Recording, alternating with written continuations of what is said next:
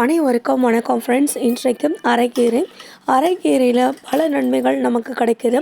கண் பார்வை நல்ல ஆரோக்கியமான கண் பார்வைக்கு நமக்கு உதவுகிறது.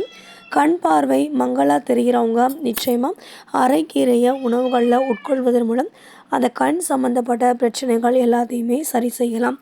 இன்றைக்கி நம்ம அரைக்கீரையை எடுத்து அதனுடைய காம்புகள்லாம் நல்லா கிள்ளி அதுக்கு பிறகு இலைகளை மட்டும் நாம் சமைக்கிறதுக்காக நம்ம எடுத்து பயன்படுத்த போகிறோம். இப்போது அரைக்கீரையில் நாம் என்ன பண்ணுறோன்னா, அரைக்கீரையில் பழுப்பு நிறக்கீரைகள் பூச்சார்ச்சி இருக்கிறது, சில சமயம் அழுகி இருக்கும், இந்த மாதிரி பிரச்சனைகள் இருக்குது. ஏதாவது உள்ள இருந்துச்சுன்னா கீரைக்குள்ளே அதெல்லாம் எடுத்துகிட்டு வெளியில் போட்டுட்டு நல்ல சுத்தமான கீரையாக எடுத்து நாம் இதை மாதிரி க்ளீன் பண்ணி வச்சுக்கிறோம். இலசா இருக்க தண்டை மட்டும் நம்ம போடலாம்.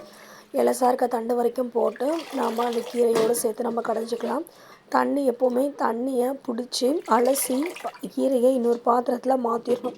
ஒரே பாத்திரத்துலேயே வச்சிட்டு இருந்தோன்னா கண்டிப்பாக அதுலேயே இருக்க கீரை அப்படி நிறைய மண் எல்லாமே அடியில் இருக்கும். ஸோ அதனால் நம்ம சாப்பிடும்போது நிச்சயமாக நம்ம வாயில் மண்ணெல்லாம் வர்றதுக்கு வாய்ப்பு இருக்குது சாப்பாட்டில். அதனால் அரைக்கீரையை நல்லா 3க்கு 3 தடவை 4 தடவை நல்லா அலசி அந்த தண்ணியை அலசின தண்ணியை நீங்கள் செடிகளில் ஊற்றிடுங்க.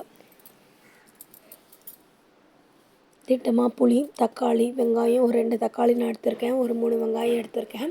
இப்போ இந்த அரைக்கீரைக்கு நான் பாத்திரத்தில் நல்லா அலசி எடுத்து தயாராக வச்சுருக்கேன். எடுத்து வேக வைக்கிறதுக்கு தக்காளி வெங்காயம் தேவையானது நான் ஒரு 2 தக்காளி ஒரு வெங்காயம் தான் போட்டிருக்கேன்.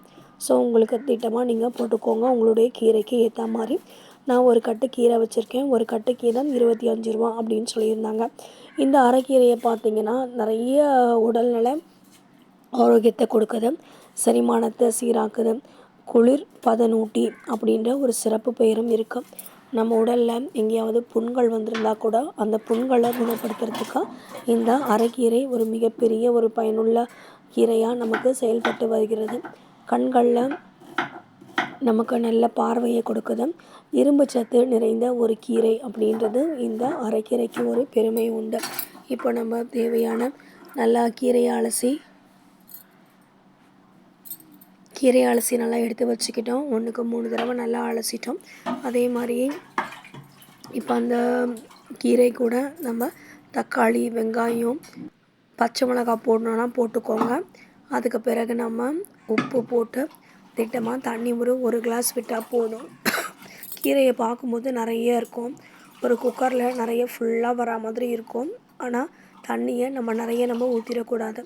சப்போஸ் தண்ணி அதிகமாகிடுச்சுன்னா கீரையில் இருக்க சத்தெல்லாம் அப்படியே அந்த தண்ணியிலேயே போயிடும். அந்த தண்ணி எடுத்து கீழே ஊற்றிடாதீங்க. அந்த தண்ணி எடுத்து நீங்களாவது குடிச்சிடுங்க. நிச்சயமாக நல்ல ஆரோக்கியம் கிடைக்கும். கீரையை நான் நல்லா 2 பாத்திரத்தில் கொஞ்சம் கொஞ்சமாக விட்டு 3 தடவை நல்லா 6 தடவை தண்ணி விட்டு நல்லா அலசி வேறு பாத்திரத்தில் மாற்றி எடுத்து வச்சு இப்போ நான் வேக வைக்கிறதுக்கு இப்போ நான் ரெடி பண்ணிகிட்ருக்கேன். இப்போ இந்த கீரை அலசின தண்ணி, காய்கறி அலசின தண்ணி, இது எல்லாத்தையும் எடுத்துகிட்டு போய்ட்டு நீங்கள் செடியில் விட்டுருங்க. ஏன்னா செடிகளுக்கு நல்ல ஒரு ஆரோக்கியத்தை கொடுக்கும்.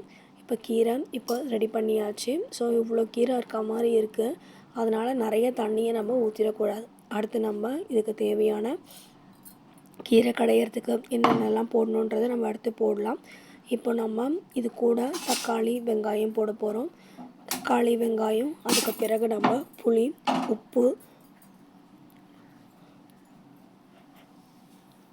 காஞ்ச மிளகாய் வேணும்னா காஞ்ச மிளகாய் போட்டுக்கலாம். இதுக்கு ஒரே ஒரு டம்ளர் தண்ணி விட்டால் போதும், நிறைய தண்ணி வேண்டாம். கேஸ் நான் ஆன் பண்ணிவிட்டேன். நான் கீரை எடுத்து வச்சுட்டேன். தக்காளி, வெங்காயம் அரைஞ்சதை எடுத்து போட்டு புளி ஒரு கொட்டை புளி போட்டால் போதும், நிறைய தேவையில்லை, அப்புறம் ரொம்ப புளிப்பாயிடும்.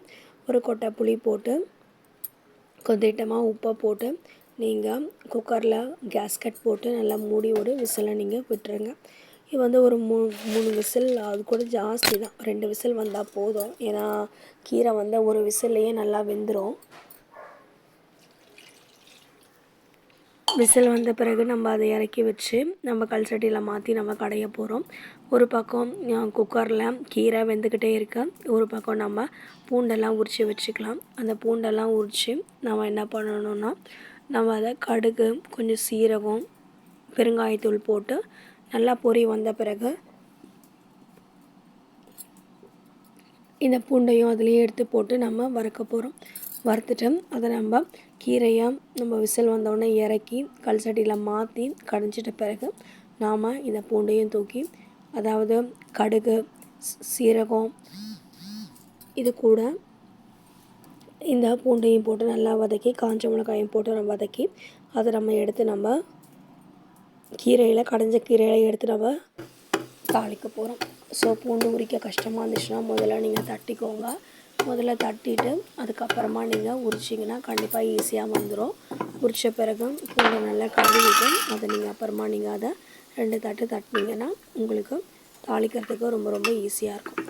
நான் என்ன பண்ணேன், பக்கத்துலேயே கொஞ்சம் ரசமும் வைக்க ஆரம்பிச்சிட்டேன். ஏன்னா கீரை இருக்கலையா, கீரை வந்து அது கூடயே வந்து ரசம் வச்சுட்டேன். மிளகு, சீரகம், பூண்டு, தக்காளி போட்டு நல்லா மிக்சியில் அடிச்சுட்டு இதில் புளி ஊற வச்சுருந்தேன். புளி கூட தண்ணி, உப்பு, மஞ்சள் தூள் போட்டு அரைச்சி வச்சதையும் எடுத்து கொட்டி நான் ஒரு பக்கம் ரசத்துக்கு ரெடி பண்ணிவிட்டேன். ஸோ கீரை நல்லா வெந்துருச்சு. பார்க்கும்போதே கலர் மாறி இருக்குது பாருங்கள். 1 கிளாஸ் தான் தண்ணி விட்டேன், ஆனால் அதில் எவ்வளோ தண்ணி இருக்குதுன்னு பாருங்கள். இப்போ நான் பக்கத்தில் தாளிக்கிறதுக்கு கடாய் வச்சுருக்கேன். அது மாதிரி ரசம் வச்சுருக்கேன் பக்கத்துலேயே. சரி, ஒரே தடவையாக தாளித்து ரசத்துலேயும் கீரையிலையும் 2த்துக்குமே நான் போட்டுக்கப்புறம் கொஞ்சோண்டு கடுகு, காஞ்ச மிளகாய், பெருங்காயத்தூள் நல்லா பொரியட்டும். நல்லா பொரியிற சத்தம் கேட்கும் நம்மளுக்கு, படப்படன்னு பொரியும். கடுகு பொரியிற மாதிரி பொரியிறன்னு கூட கேட்பாங்க. நல்லா பொரியுது. இப்போ நான் பெருங்காயத்தூளை எடுத்து நான் அதில் இப்போ போட போகிறேன். பெருங்காயத்தூளை போட்டுட்டு அதுக்கப்புறமா நான் இந்த பூண்டு உரிச்சு வச்சுக்கோங்க, அந்த பூண்டையும் தூக்கி நான் அதிலேயே போட்டு நல்லா அதை நான் வறுக்க போகிறேன். ஸோ இது நல்லா வறுத்துருச்சு, நல்லா பொன்னிறமாக வந்துருச்சு. இப்போ அதையே கொஞ்சம் எடுத்து நான் ரசத்துக்கு ஊற்றிட்டு அதுக்கப்புறமா நான் அதை கீரைக்கும் பயன்படுத்திக்க போகிறேன். ஸோ இந்த அரைக்கீரை வந்து கண்களுக்கு முழு பாதுகாப்பாக கொடுக்குது. நல்ல ஒரு கண் பார்வைக்கு உதவுகிறது இந்த அரைக்கீரை. ஸோ இப்படிப்பட்ட அரைக்கீரையை நீங்களும் உங்கள் உணவுகளில் நிச்சயமாக நீங்கள் சேர்த்துக்கோங்க. உங்களுக்கு நல்ல ஒரு ஆரோக்கியத்தை நிச்சயமாக கொடுக்கும். இப்போ நான் இந்த குக்கர்லேருந்து கல் சட்டியில் நான் கீரையை எடுத்து கொட்டிட்டேன். எடுத்து கொட்டி தண்ணியை மட்டும் இருத்துட்டு, தண்ணி இல்லாமல் இருந்தால் தான் கீரையை கடைய முடியும். அதனால் நீங்களும் பத்திரமா கல் சட்டியை கீழே போட்டு உடச்சிட போகிறீங்க. பத்திரமா வச்சு அதுக்கு பிறகு நான் ஏற்கனவே கல் சட்டி மற்றெல்லாம் ரெடியாக விசில் வர போகிறதுக்கு முன்னாடியே கழுவி நான் ரெடி பண்ணி வச்சுட்டேன். ஸோ தண்ணி தனியாக இருத்துட்டேன், கீரை தனியாக இருக்குது. இப்போது இந்த கீரையை நல்லா கடைஞ்சிடணும். இந்த மாதிரி நல்லா கடையணும். ஸோ இந்த மாதிரி நல்லா கடைஞ்சிட்டு அதுக்கப்புறம் தண்ணி கொஞ்சம் இருக்கு இல்லையா, அந்த தண்ணி நீங்கள் வேணும்னா விட்டுக்கலாம். எனக்கு தண்ணி நான் கொஞ்சம் கட்டியாக தான் செய்ய போகிறேன், ரொம்ப நிறைய வேண்டாம். ஸோ தண்ணி வேணும்னா கொஞ்சம் விட்டுக்கலாம், அப்படி இல்லைன்னா வேண்டாம். ஸோ இப்போ நம்ம கீரை நல்லா கடைஞ்சாச்சு. தாளிப்பு, அதாவது மிளகாய், கடுகு, காஞ்ச மிளகாய், பூண்டு இதெல்லாம் போட்டு நம்ம தாளித்தது நல்லபடியாக தாளித்து நம்ம எடுத்து இதில் கொட்டியாச்சு. ஸோ இந்த வேலை இப்போ நம்மளுக்கு முடிஞ்சிருச்சு. இப்போ சாதம், கத்திரிக்காய் முருங்கைக்காய் பொரியலும் சூடான ரசம் எனக்கு இப்போது ரெடியாக இருக்குது. ஸோ நான் கீரையை நான் கடைஞ்சிட்டேன். இவ்வளோ தான், ரொம்ப சிம்பிள் தான். நீங்கள் ரொம்ப அழகாக நீங்கள் செய்யலாம். நம்ம உடலுக்கு நல்ல ஒரு ஆரோக்கியத்தை கொடுக்கும். கீரையை கடைஞ்ச உடனே வேறு பாத்திரத்தில் மாற்றிடுங்க. ஏன்னா அதே பாத்திரத்தில் வச்சிங்கன்னா நல்லது தான், இருந்தாலும் நம்மளுக்கு ரொம்ப இதுவாக இருக்கும், கஷ்டமாக இருக்கும் ஒரே பாத்திரத்தில் வைக்கிறதுக்கு. கையோடு நீங்கள் அதை கழுவியும் அந்த மத்தையும் நீங்கள் அதே மாதிரி கழுவி கையோடு நீங்கள் வச்சுடுங்க. ஸோ உங்களுக்கு கீரை இப்போ ரெடி ஆகிடுச்சு. நல்ல ஆரோக்கியத்தை கொடுக்குது, நல்ல ஒரு வாழ்க்கையாக கண் பார்வையாக நல்ல ஆரோக்கியத்தை கொடுக்குது அப்படின்னு சொல்லும்போது நம்ம எல்லாருமே நம்ம அந்த கீரையை நிச்சயமாக சாப்பிட்லாம். கல் சட்டியில் முதல்ல கடையிறது கஷ்டமாக இருக்க மாதிரி இருக்கும். இருந்தால் கூட நல்லா ஏதாவது ஒரு இதில் நல்லா ஸ்ட்ராங்காக நீங்கள் பிடிச்சிக்கிட்டு நீங்கள் வந்து ஒரு பாத்திரம் ஏதாவது நீங்கள் வச்சு, அதாவது நீங்கள் ஒரு துணி மாதிரி வச்சு வெறும் காலோட கல் சட்டியில் பிடிச்சிங்கன்னா கண்டிப்பாக உங்களுக்கு வந்து இதுவாக இருக்கும், சூடாக இருக்கும். அதனால் ஒரு கருத்துணியோ இல்லை வேறு ஏதாவது ஒரு துணியோ வச்சு நீங்கள் பிடிச்சி நல்லா அதை கடைஞ்சி அதுக்கப்புறமா நீங்கள் வேறு ஒரு பாத்திரத்தில் மாற்றிடுங்க. தண்ணி கொஞ்சம் அதிகமாக ஆகிடுச்சுன்னா ஒரு கிளாஸ் தண்ணி விட்டு கூட அந்த தண்ணியை இப்போ நான் தான் குடிக்க போகிறேன். ஸோ நீங்களும் உங்கள் வீட்டில் அரைக்கீரை செஞ்சு சாப்பிடுங்க. நிச்சயமாக உடலுக்கு நல்ல ஆரோக்கியத்தை கொடுக்கும். நல்லா தான். சப்ஸ்கிரைப் பண்ணுங்கள், லைக்ஸ் பண்ணுங்கள், ஷேர்ஸ் பண்ணுங்கள்.